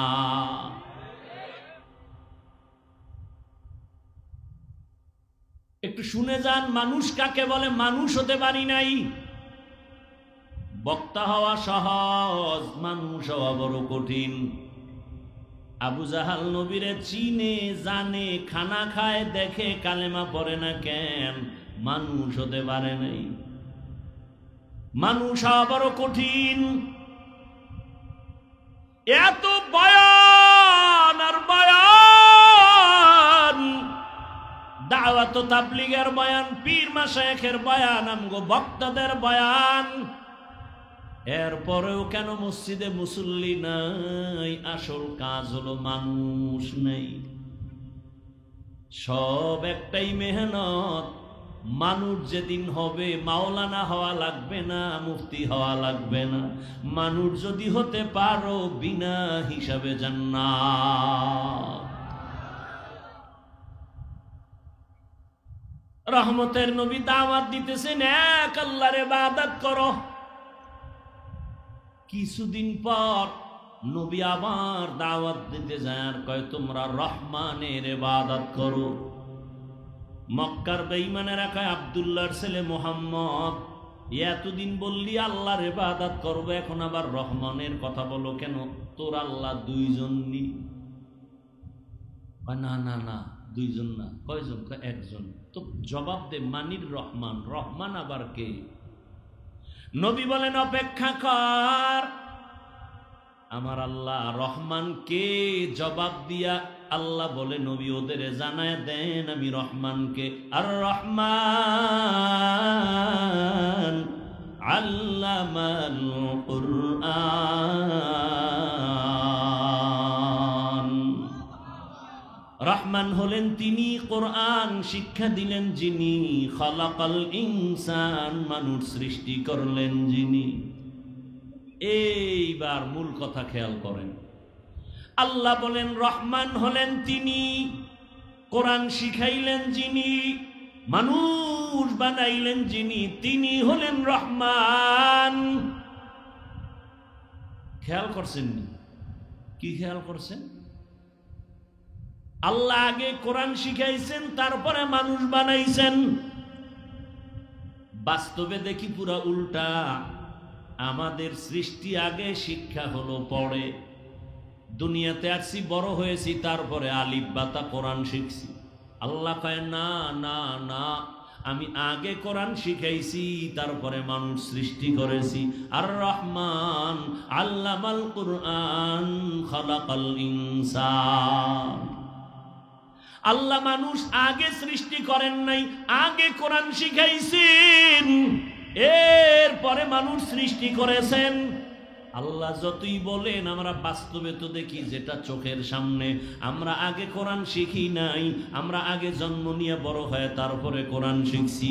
ও আল্লাহ গো, আপনি কেন উল্টা বললেন আমাদের সামনে? মুফাসসিরিনে কেরাম জবাব দেয়, ফি'লুল হাকিম লা ইয়াখলু আনিল হিকমা। হাকিমের কোনো কাজ হিকমত থেকে খালি না, জ্ঞানীদের কোনো কাজ জ্ঞান থেকে শূন্য না। আল্লাহ কেন বললেন? এর কারণ আল্লাহর আদালতে সব মানুষের কোনো দাম নাই, সব মানুষ জান্নাত পাবে না। বলে কোন মানুষ পাবে, কোন মানুষ পাবে না? জমিনে একদল মানুষ হলো বংশগত মানুষ, আর একদল মানুষ হলো জন্মগত মানুষ, আর একদল মানুষ হলো গুণের মানুষ। কয়দা লইল? জন্মগত মানুষ জান্নাত পাবে না, বংশগত মানুষের শুধু এই পরিচয় জান্নাত পাবে না, একমাত্র গুণের মানুষ পাবে জান্নাত। বংশগত মানুষ মানি আদম নবীর বংশে যারা আসছে, আদম নবীর বংশে তো হিন্দুরাও আসছে, বৌদ্ধরাও আসছে, সব নাকি হিন্দুরা অন্য নবীর? সব আদম নবীর বংশে। এই পরিচয়ে যদি জান্নাত পায়, বিধর্মীরাও জান্নাত পাবে? পাবে? পাবে না। অতএব বংশগত মানুষের পরিচয়ে জান্নাত হবে না। আমার আব্বা জানের ঔরসে আমার জন্ম, আমার আব্বা জান জন্মগত আমার বাবা, আমি তার জন্মসূত্রে সন্তান, এই পরিচয়ে জান্নাত পাওয়া যাবে না। আমার বাবার জন্মে আমি মানুষ হইতে পারি না, আমি একটা মানুষের সুরত ধারণ করে আসছি। আল্লাহ কয় আমার কাছে একমাত্র গুণের মানুষ জান্নাত পাবে। এবার গুণের মানুষ কাকে বলে শুনবেন তো, নাকি না অধৈর্য হয়ে যাইতেছেন? গুণের মানুষ কাকে বলে শুনেন। ভালো একটা মূলনীতি মনে রাখবে না জীবন। কোন বস্তু যদি বানায়, বানানেওয়ালা কোনো কাজের জন্য বানায় নাকি এমনি? কাজের জন্য বানায়। ভালো করে মনে রাখবেন এই মূলনীতি উসুল।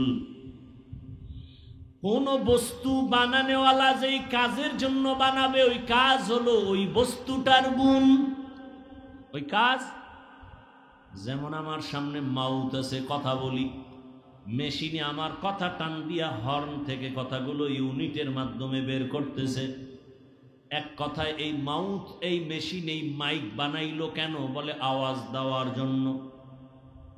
তাহলে মাইকের কাজ কি আওয়াজ না দেওয়া না দেওয়া?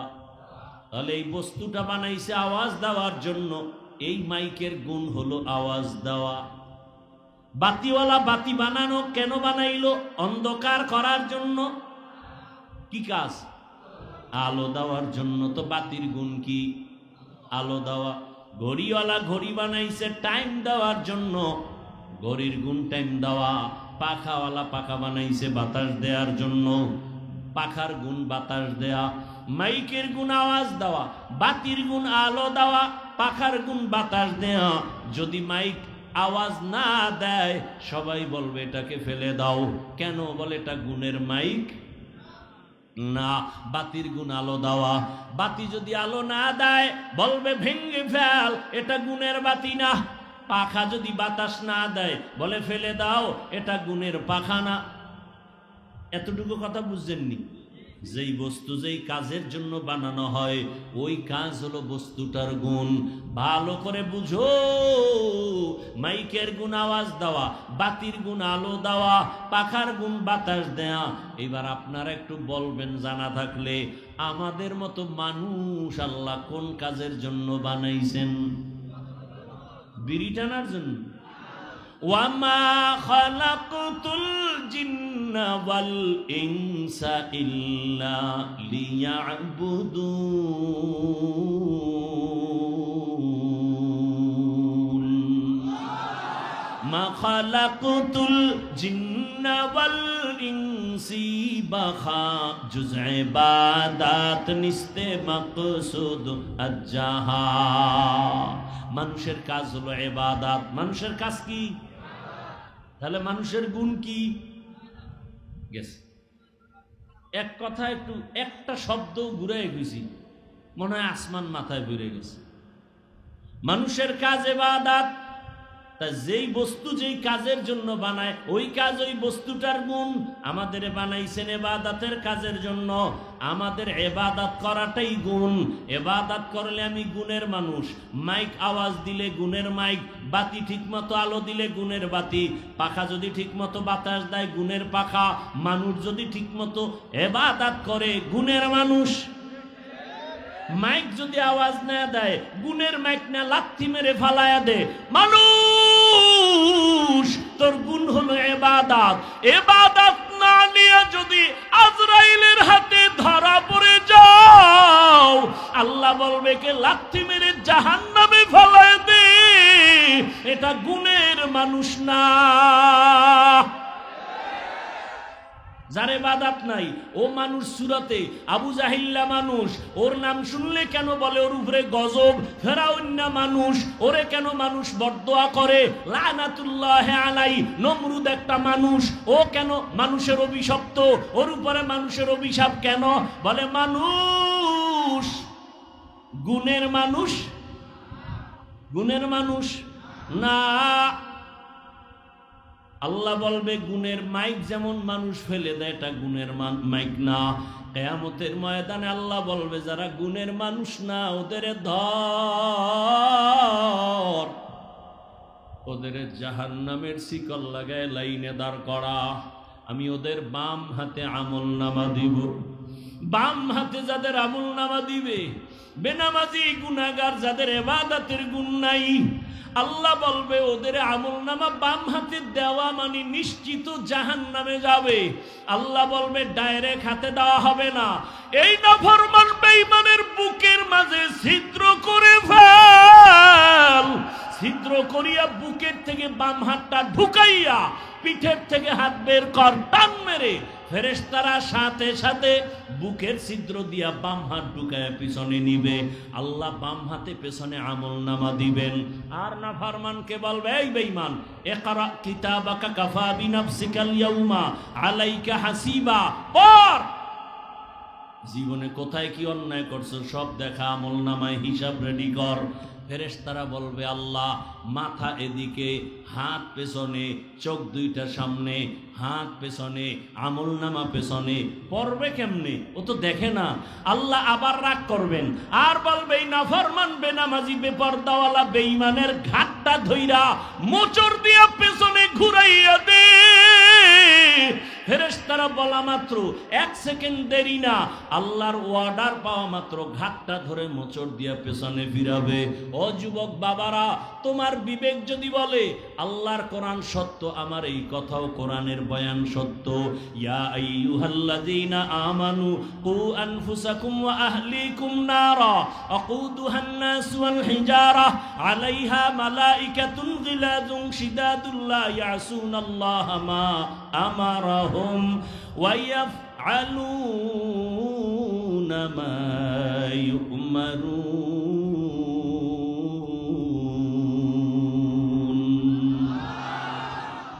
ফেরেশতাকে আল্লাহ যা বলবেন তাই। আর ইবাদতের গুণ নিয়ে যারা কবরে যাবে আল্লাহ তাদের জন্য কবর জান্নাত বানাবেন। হাসরের ময়দানে আল্লাহ অর্ডার করবে, এই নাজাত পানেওয়ালা নেক আমলওয়ালারা, তোমরা যারা ইবাদতের গুণ নিয়ে আসছো, তোমরা খবরদার সূর্যের গরম সহ্য করতে পারবা না। আমি আল্লাহর কুদরতের ডান পাশে আরশে আজিম, ওখানে গিয়ে তোমরা অপেক্ষা করো। ইয়া আইয়াতুহান নাফসুল মুতমাইন্নাহ ইরজিই ইলা রাব্বিকি রাদিয়াতাম মারদিয়াহ ফাদখুলি ফি ইবাদি ওয়াদখুলি জান্নাতি। আগে জান্নাত না, আগে আমার মোহাব্বতের বান্দাদের কাফেলায় ঢোক, এরপরে হলো জান্নাত। ও আমার বাবারা, মানুষের গুণ হলো ইবাদত। আর ইবাদত কোন সিস্টেমে করব? মন গড়া করলে হবে না, ইবাদতের নিয়ম জানা লাগবে, নিয়ম জানতে হবে। ইবাদতের নিয়ম জানতে হলে কোরআন লাগবে, কোরআন বুঝতে হলে হাদিস লাগবে। তুমি পড়তে পারো না, আলেম লাগবে, আলেম থেকে কোরআন হাদিস যাই না, ইবাদতের নিয়ম শিখা। ইবাদত করলে তুমি গুণের মানুষ। আর গুণের মানুষের জন্য বিনা হিসাবে জান্নাত। তাহলে কি প্রমাণ হলো? আল্লাহ এই কথা বুঝাবার জন্য বলে আমি আগে মানুষ বানাই নাই, আগে কোরআন শিখাইছি, তারপরে মানুষ বানাইছি। অর্থাৎ যারা আলেম ওলামাদের কাছে যাইয়া কোরআন শিখা ইবাদত করবে তারা গুণের মানুষ। তাহলে গুণের মানুষ হওয়ার আগে কোরআন লাগবে, কোরআন দিয়া ইবাদত বুঝবে, তারপরে করবে, তারপরে গুণের মানুষ। আল্লাহ দেখে ইঙ্গিত করে বলেন আমি আগে কোরআন শিখাইছি, তারপরে মানুষ বানিয়েছি। আর রহমান আল্লামাল কুরআন খলাকাল ইনসান, আমি আগে কোরআন শিখাইয়া ইবাদতের মাধ্যমে গুণের মানুষ বানাইছি।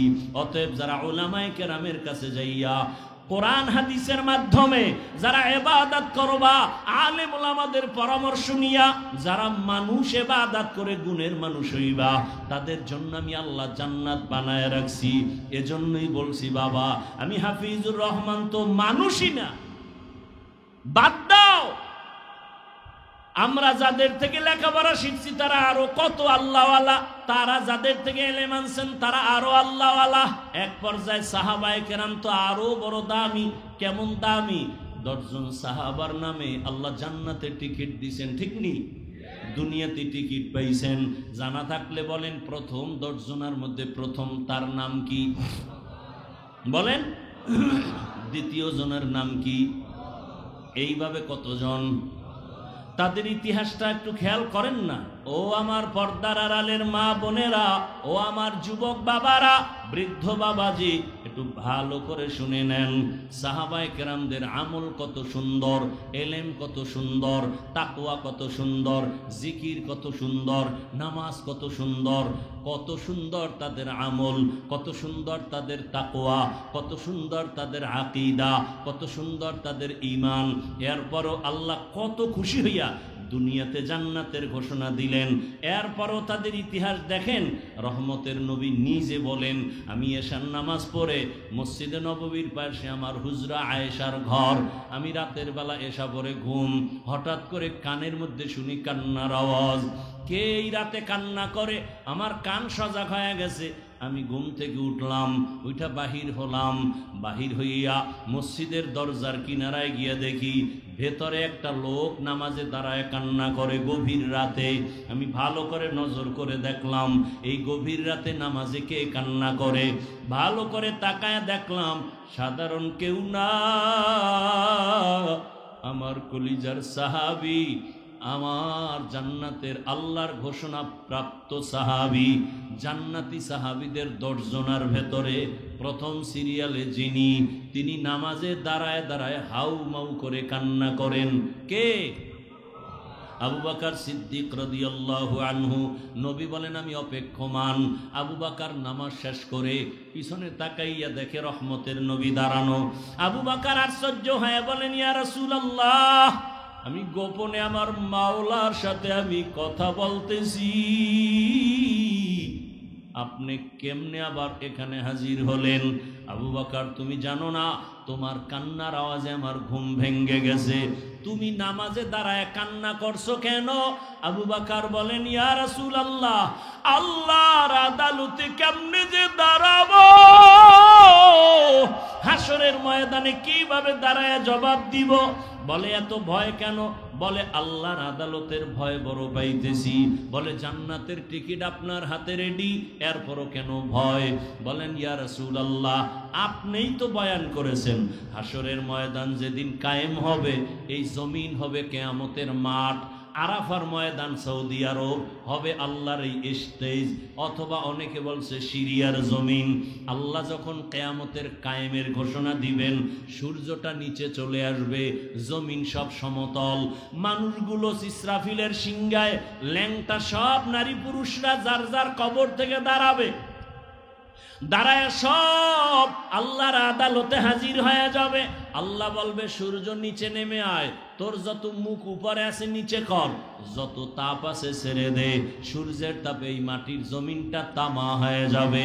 অন্যদিকে জাহান্নামের আওয়াজ এত বিকট আওয়াজ যে আওয়াজে হাসরের ময়দানটা থরথর করে কাঁপতে থাকবে।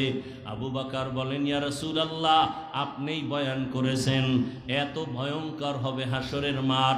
আল্লাহ নিজেও রাগ করে আওয়াজ দিবেন, লিমানিল মুলকুল ইয়াউম লিল্লাহিল ওয়াহিদিল কাহ্হার। এমন কঠিন অবস্থা হবে, নারী পুরুষ সব উলঙ্গ, মাথার মগজগুলো ভাতের মারের মতো ঘুরতে থাকবে, জাহান্নামের আওয়াজে সবাই পাগলের মতো হবে। নবীরা পর্যন্ত যাদের গুনাহ নাই তারাও কান্নায় বেকারার হয়ে যাবেন। আদম নবী কাঁদবেন নিজের চিন্তা, উপায় কি হবে। মুসা নবী কাঁদবেন, আমার উপায় কি হবে। ঈসা নবী কান্না করবেন, আমার উপায় কি হবে। এমন এক পরিস্থিতির মধ্যে নবীরা যদি কান্না করেন, আমি আবু বকরকে যদি আল্লাহ ডাক দেয়, আবু বকর আমার জান্নাত পাওয়ার জন্য কি নিয়ে আসছো, এমন কি আমল? আমি যদি বলি হে আল্লাহ তোমার জান্নাত আর তোমার মোহাব্বতে নামাজ তেলাওয়াত রোজার আমল নিয়ে আসছি, আল্লাহ যদি বলে আবু বকর যেইভাবে নামাজ চাইছিলাম ওইভাবে হক আদায় করে নামাজ পড়ো নাই, আমি যেইভাবে তেলাওয়াত করলে খুশি হতাম ওইভাবে তেলাওয়াত তুমি দিতে পারো নাই, যেইভাবে জিকির করলে আমি আল্লাহ নিজে খুশি হতাম ওইভাবে হক আদায় করে জিকির হয় নাই, যাও তোমার আমল তুমি নিয়ে জাহান্নামে যাও, আমার জান্নাত আমাকে দিয়া দাও। ওর দয়ার নবী তখন আমার উপায় কি হবে এই চিন্তা, আমি নামাজে দাঁড়ায় কান্না করতেছি। আবু বকরের যদি হালাত হয়, আপনি আমি তো মানুষের কাতারেই নাই, নামাজ নাই, রোজা নাই। আরে আমরা যে নামাজ পড়ি, এটা নামাজ? কি নামাজ? আমগো নামাজ কোন নামাজ? আল্লাহ কোরআনে বলছেন, আরাআইতাল্লাযী ইউকাযযিবু বিদ্দীন ফাযালিকাল্লাযী ইয়াদউল ইয়াতীম ওয়া লা ইয়াহুদ্দু আলা তাআমিল মিসকিন ফাওয়াইলুল লিল মুসাল্লিন। মুসল্লি নামাজির জন্য ওয়াইল নামক জাহান্নাম। এবার বুঝেন যে কি নামাজ। ওয়াইল নামক ভয়ঙ্কর জাহান্নাম মুসল্লি যারা নামাজি তাদের জন্য।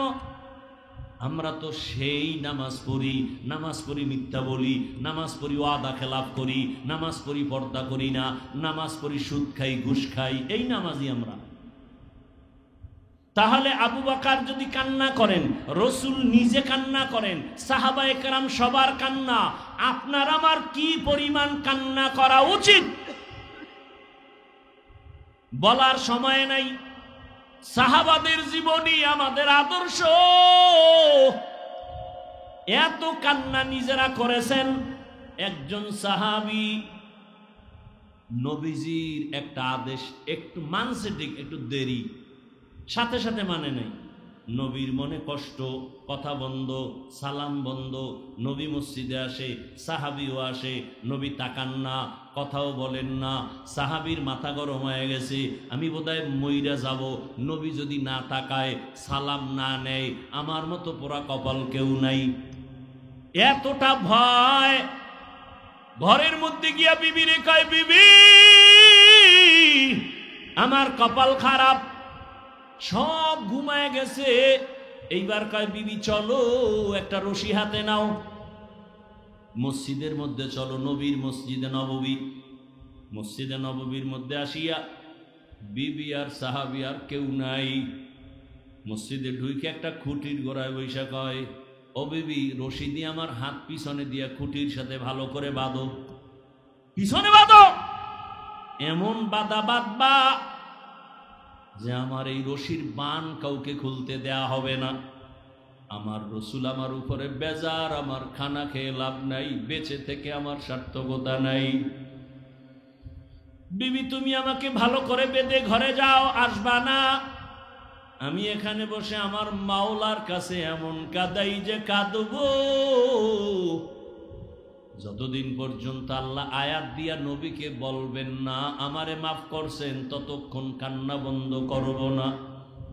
সাহাবী কুটির গোড়ায় রশি দিয়া বাঁধা, কান্না বন্ধ নাই। নামাজ পড়ে ইশারা ইঙ্গিতে কান্না চলছে। এমন কান্না, নবী তাকান না, কথাও বলেন না, নবী নামাজ পড়ায় চলে যান। অন্যদের সাথে কথা চলে, সাহাবীর সাথে কথা নাই। এমন কান্না কাঁদতেছে, রাতে এমন পরিমাণ কান্না। অনেক দিন পর আল্লাহ পাক আয়াত দিয়া ওই সাহাবীর নামে ঘোষণা দিলেন, ওকে মাফ করে দিলাম। নবী এবার আসছে হাসি মুখে, ও সাহাবী আয়াত চলে আসছে, জিব্রাইল আসছে, আল্লাহ তোমার তওবা কবুল করে ফেলেছেন, তোমারে আল্লাহ মাফ করেছেন, তুমি এবার বিদায় নাও, মনের কষ্ট দূর করো। সাহাবী কাঁদেন আর বলেন, ইয়া রাসূলুল্লাহ আমার রশির বান আপনি না খুললে আমি কাউকে খুলতে দিব না। আপনি যদি আমার উপরে খুশি মনে আমার রশির বানটা খুলিয়া দেন, আমি মনে করব আল্লাহ আমার উপরে খুশি হয়েছে। রহমতের নবী নিজ হাতে বান খুলে দিলেন। আজও মদিনায় যাও, আমি কয়েকদিন আগে মদিনার নববীতে গেলাম, রিয়াজুল জান্নায়। আমাদের বাংলাদেশিরা ওখানে ডিউটি করে, 10 মিনিটের বেশি টাইম দেয় না, পুলিশ সরায়া দেয়। ওরা বলল, হুজুর আপনি মোহাব্বতে এক কোনায় বয়া ইবাদত করেন, আপনাকে পুলিশ কিছু বলবে না। আমরা বলে দিচ্ছি। পুলিশ আইসা আমার পাশ দিয়ে যায়, আমি বসি, এক খুঁটির গোড়ায় বসি, উপরে তাকায় দেখি খুঁটির গোড়ায় নাম লেখা সতুনে উস্তুনে হান্নানা। সুযোগ পেলে ওখানে গিয়ে 2 রাকাত নামাজ। আবার আর একটা খুঁটির উপরে লেখা সতুনে আয়েশা। আম্মা জান আয়েশা বেশি বেশি খুঁটির গোড়ায় বসে বসে আল্লাহর ইবাদত করতেন, ইতিকাফ করতেন। আবার ওই যে সাহাবী কান্না করেছেন তওবার খুঁটি, ওই খুঁটির গোড়ায় এখন উপরে লেখা সতুনে তওবা। ওটা তওবার খুঁটি, এখনো লেখা, আরবিতে লেখা। ওই সাহাবীর তওবা কবুল হয়েছে। ওখানে গিয়া সেজদায় পড়ে কাঁদলাম, কারণ পুলিশেরা মোনাজাতে কান্না ওরা পছন্দ করে না, মনে করে বোধহয় এটা বলে বেদাতি। ওরা মোনাজাত দিয়ে কান্নাটারে ভালোবাসে না। সেজদায় গিয়া মনের মতো কাঁদলাম। ও আমার এলাকার মা বোনেরা, ও আমার যুবক বাবারা, ও আমার বৃদ্ধ বাবাজিরা, এতক্ষণ যে এত কষ্ট করে চিল্লাইয়া বয়ান শুনাইছি, একবারও কিন্তু আমি আপনাদের বলি নাই আমার মতো দাড়ি টুপি লাগায় বুজুর্গ হয়ে হাতে তসবি নেন। বরং আমি আমার যুবক বাবাদের বলি, ও আমার কলিজার যুবক বাবারা, আমি একবারও বলি না কওমি মাদ্রাসায় যাও, তাবলিগে না গেলে তুমি জাহান্নামী, পীরের কাছে না গেলে তুমি জাহান্নামী। বরং আমি বলি, বাবা আমাদের লাইনে তুমি আসবা বাধ্য না, তোমাকে আমি আরো চাই তুমি স্কুলে কলেজে পড়ে ডাক্তার হও, ইঞ্জিনিয়ার হও, প্রফেসর হও, এসপি হও, ডিসি হও, ওসি হও, তুমি একজন এমপি মন্ত্রী, তুমি একজন চেয়ারম্যান হও, তুমি একজন ব্যবসায়ী চাকরিজীবী হও। তবে আমার বিদায় বেলা একটা দাবি, বেয়াদব হইও না রে বাবা। তুমি ডাক্তার হয়ে যদি বেয়াদব হও, তাসলিমা নাসরিনের মতো জুতা খেয়ে দেশ থেকে পালিয়ে যেতে হবে। মরণের পরও লাশটা জন্মভূমিতে আসবে না। ডাক্তার হও, বেয়াদব হইও না। ইঞ্জিনিয়ার হও, বেয়াদব হইও না। তুমি একজন জনপ্রতিনিধি হও, বেয়াদব হইও না। বলবা হাফিজ ভাই বেয়াদব হব না, কথার ব্যাখ্যা কি? ভালো করে শুনো রে বাবা, 3 জায়গায় বেয়াদবি করবা না। আল্লাহর কসম, যদি বেয়াদবি করো মরার আগে তোর ধ্বংস শুরু হয়ে যাবে। 1 নাম্বার জায়গা মা বাবা, 2য় জায়গা শিক্ষক, 3 নাম্বার জায়গা উলামায়ে কেরাম। এই 3 জায়গায় বেয়াদবি করলে, মা বাবায় যদি কষ্ট পায় নিঃশ্বাস ফেলেই দেয়, খোদার কসম মরার আগে ধ্বংস শুরু। যদি শিক্ষক তোমার ব্যবহারে কষ্ট পেয়ে নিঃশ্বাস ছাড়ে, ধ্বংস শুরু। আলেম ওলামা যদি তোমার ব্যবহারে কষ্ট পাইয়া নিঃশ্বাস ছেড়ে দেয়, খোদার কসম ধ্বংস মরার আগে শুরু। অনুরোধ করে বলছি, তোমার মতো কত যুবক আছে জেনারেল লাইনে পড়ে, জীবনে মাদ্রাসায় যায় নাই, অথচ স্কুলে পড়িয়াও নামাজ ছাড়ে না, কলেজে পড়িয়াও নামাজ ছাড়ে না। মিথ্যা বলছি? তোমার কপালে কারো বরদোয়া লাগছেনি, না হয় তুমি পারো না কেন? মা বাবার বরদোয়া লাগাইছো নি, না হয় তুমি নামাজ পড়ো না কেন? তোমার মতো যুবক র্যাব আর্মি পুলিশ বিডিআরের চাকরি করে নামাজ পড়ে, বলো তুমি পারো না কেন? তোমার মতো যুবক ডাক্তার, প্রফেসর, ইঞ্জিনিয়ার, এমপি মন্ত্রী অভাব নাই, ব্যবসায়ী চাকরিজীবী, এসপি ডিসি 5 ওয়াক্ত নামাজ পড়ে নাই? তোমার মতো যুবক রাস্তায় গাড়ি চালায়, নামাজ বাদ দেয় না, বলো তুমি কেন পারো না? তোমার মতো যুবক নদীর মধ্যে মাছ ধরে, নামাজ ছাড়ে না। তোমার মতো যুবক কৃষি কাজ করে, শ্রমিকের কাজ করে, নামাজ বাদ দেয় না, বলো তুমি কেন পারো না? তুমি কি মনে মনে ভাবছো হুজুরেরা মিথ্যা কয়? মনে মনে ভাবছো কোরআন মিথ্যা? একটা প্রমাণ দে, এখন দাড়ি কেটে ফেলবো, দুনিয়ার সব কোরআন জ্বালায় দিব, যদি একটা ভুল বের করে দিতে পারো। পারবা? পারবা না। বরং তোমার বড়রাও অপচেষ্টা করে পারে নাই। অতএব তোমার হাতে পায়ে বিনয়ের সাথে অনুরোধ করে ধরে বলি, আর নামাজ ছাড়িও না। জীবনে মনের জাল মিটায় এত গুনাহ কম করো নাই। মনে শখ লাগছে নামাজ পড়বা না, পড়ো নাই। মনে শখ আসছে দাড়ি কাটবা, কেটেছো। মনে শখ লাগছে পার্কে যাবা, দৌড়ায় গেছো। মনে শখ লাগছে সারা রাত মোবাইলে গুনাহ করবা, করেছো। এখনো কি তওবা করবা না? ও পর্দার আড়ালের মা বোনেরা, আপনারা কেন নামাজ পড়তে পারেন না?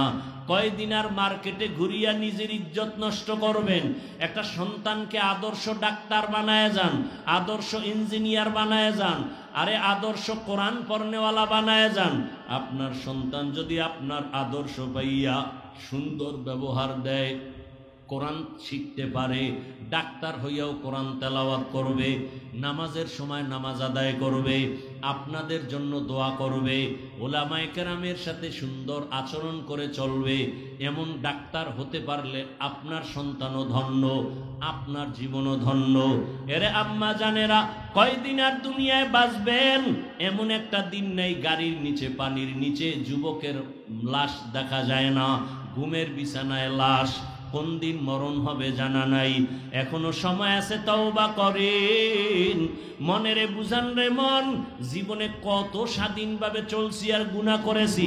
আজকে থেকে তৈরি হয়ে গেলাম, আমার মতো নারী যদি নামাজি থাকে আমি কেন পারবো না? আমার মতো নারী যদি স্বামীর খেদমত করে আমি কেন পারবো না? আমার মতো নারী যদি মোবাইল না চালায় আমি কেন পারবো না? আমি একটা ভালো সন্তানের মা হইয়া কবরে যাই, পারলে আলেমের মা হইয়া যাই, পারলে হাফেজে কোরআনের মা হইয়া যাই। যদি জেনারেল লাইনেও সন্তান থাকে, অন্তত আদর্শওয়ালা সন্তানের মা হইয়া কবরে যাই, আপনার জীবন ধন্য। যুবক বাবারা, এখনো সময় আছে, মনটাকে বুঝাইয়া তওবা করো, আল্লাহকে বলো, হে আল্লাহ, আমার মতো যুবক জেনারেল লাইনে থাকিয়া 5 ওয়াক্ত নামাজ পড়ে যদি চাকরি করে, ব্যবসা করে, আমি জীবনে তো গুনাহ কম করি নাই, আজকে থেকে তওবা করতে চাই। হে আল্লাহ, আপনি আমাকে এই মাহফিলের ময়দানে নিয়ে আসছেন, আমি তওবা করি, আর নামাজ ছাড়বো না, দাড়ি কাটবো না, বেপরদায় চলবো না, মা বাবার সাথে বেয়াদবি করবো না, শিক্ষকের সাথে বেয়াদবি করবো না, ওলামায়ে কেরামের দোয়া পরামর্শ নিয়া নবীজির সুন্নত অনুযায়ী জীবন চালাবো। তওবা করার মতো যদি অন্তর তৈরি হয়, মুনাফিকি যদি না থাকে, খাঁটি তওবার নিয়ত যাদের আছে, দুটো হাত আমার আল্লাহকে দেখায় দেন। আয় আল্লাহ, হাতগুলো কবুল করে নেন। আয় আল্লাহ, আমাদের তওবা কবুল করে নেন। তওবার উপরে মজবুত হইয়া চলার তৌফিক দান করেন, আমিন। বাবারা, আল্লাহর কাছে খাঁটি তওবা। আলেম হতে পারেন নাই, আলেমকে মোহাব্বত করবেন, সহযোগিতা করবেন। এই যে মাদ্রাসা, আজকে মাদ্রাসার কারণে এখানে বয়ান, এখানে আমরা আসছি, আরো ওলামায়ে কেরাম, মিজান শাহ হুজুর কত দোয়া করলেন, এই মাদ্রাসার কারণে এলাকায় রহমত। মাঝে মাঝে দেখেন, আজানের 1 ঘন্টা আগে এসে দেখবেন, মাদ্রাসার বাইরে দাঁড়ায় শুনবেন বাচ্চাদের চোখের কান্নার আওয়াজ। ওরা তাহাজ্জুদে দাঁড়ায়, ছোট ছোট বাচ্চাগুলো বাসায় থাকলে সকাল 10টার আগে ঘুম থেকে উঠে না, আর এই মাদ্রাসার ছাত্রগুলো ছোট ছোট বাচ্চা হেফজোখানায় ভোর রাত উঠে ওযু বানাইয়া সিজদায় পড়ে কাঁদে আর দোয়া করে, আল্লাহ আমার মা বাবাকে মাফ করে দাও, আমারে তুমি ইলমের নূর দিয়া কবুল করো, এলাকায় শান্তি দাও। ও বাবা, আলেম হতে না পারলেও যারা কোরআন সিনাই নিয়ে চলে তাদের সহযোগিতা করিয়েন। কত গরিব গরিব ছাত্র আছে, সামনে শীত আসতেছে, একটা শীতের কম্বল কিনতে পারে না, একটা তোষক কিনতে পারে না, অনেক গরিবরা মাদ্রাসায় পড়ে, ওরে একটা মশারিও কিনতে পারে না। যদি আপনি জানেন, মাদ্রাসায় এসে হুজুরকে বলবেন, হুজুর একটা এতিম ছাত্র, গরিব ছাত্রকে আমি 1 সেট জামা কাপড় দিব, জীবন ভর ওই সন্তান আপনাকে ভুলবে না, দোয়া করবে। একটা মশারি কিনে দেন, 1 সেট কিতাব কিনে দেন, আপনি একটা লুঙ্গি কিনিয়ে দেন, আপনার সওয়াব হবে না গুনাহ? সওয়াব। আপনি আলেম না হইয়া ওই ছেলেরে সহযোগিতা করলে ও আলেম হইয়া যা পাবে, আল্লাহ আপনাকে সেই পরিমাণ সম্মান দিয়া হাসরের ময়দানে জান্নাতের ফয়সালা করবেন। রাজি আছেননি?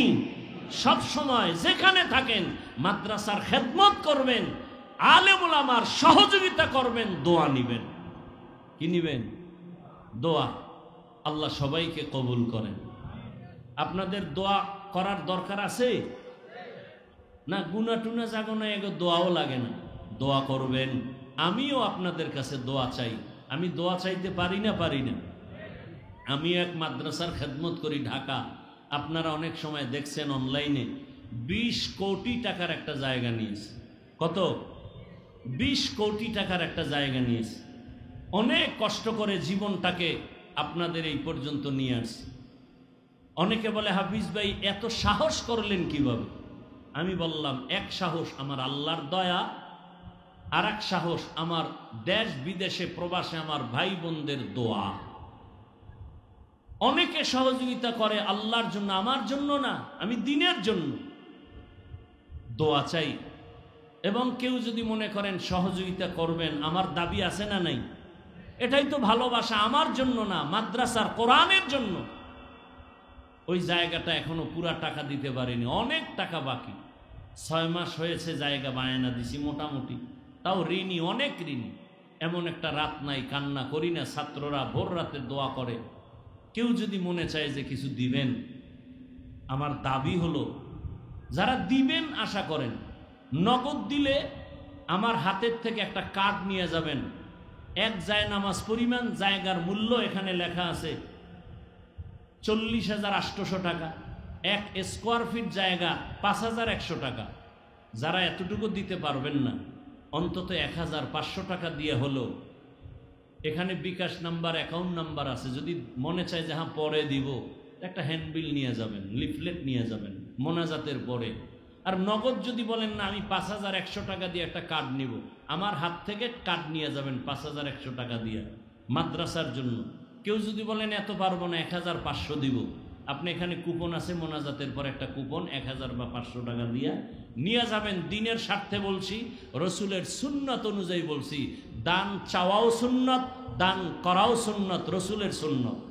অতএব আমার ব্যক্তির জন্য না, আমি ওয়াজ করি, সব টাকা মাদ্রাসায় গিয়ে দেখে আসেন। একদিন দাওয়াত দিলাম সবাইকে, একদিন আসবেন। 12 মাস প্রতিদিন দুপুরবেলা 30, 40, 50 জন মেহমান খাইতেছে 12 মাস। আমার দাবিটাকে অযৌক্তিক, তবে যে কেউ এই লিফলেটটা নিবেন না। মা বোনদেরকে অনুরোধ করব, যদি মনে চায় কোরআনের খেদমতে মোহাব্বতের সাথে যদি দিতে চান, কারো মাধ্যমে নগদ এখানে দিয়া 5,100 টাকার একটা কার্ড বা এক জায়নামাজ 40,800, নয় পরে দিবেন অ্যাকাউন্ট নাম্বার, বিকাশ নাম্বারে। যদি মনে করেন এখানে ডিটেল সব ঠিকানা লেখা আছে, একটা লিফলেট যারা দিবেন তারা নিবেন, অন্যরা নিয়ে খেয়ানত করবেন না। এটা মাদ্রাসার আমানত, আল্লাহ সবাইকে কবুল করেন। মৃত্যু পর্যন্ত দিনের খেদমত করে যাবেন। একটা কথা দিয়ে হোক, 1 টাকা দিয়ে হোক সহযোগিতা করে যাবেন। আল্লাহ পাক সমস্ত মাদ্রাসাগুলো কবুল করেন। ছাত্র, উস্তাদ, উলামায়ে কেরাম, এলাকাবাসী, মুরব্বী, মুহিব্বিন, মুতাআল্লিকিন, আল্লাহ সবাইকে কবুল করেন। আলহামদুলিল্লাহি রাব্বিল আলামিন, ওয়াসসালাতু ওয়াসসালামু আলা সাইয়্যিদিল আম্বিয়াই ওয়াল মুরসালিন।